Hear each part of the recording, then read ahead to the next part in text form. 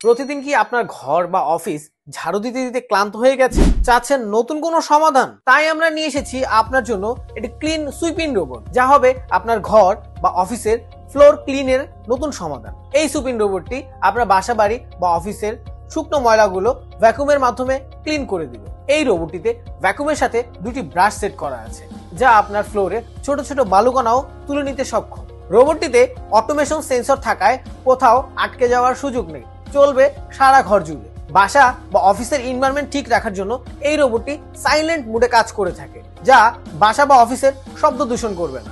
এটি রিচার্জেবল হওয়ার কারণে বারবার ব্যাটারি চেঞ্জ করার কোনো প্রয়োজন নেই।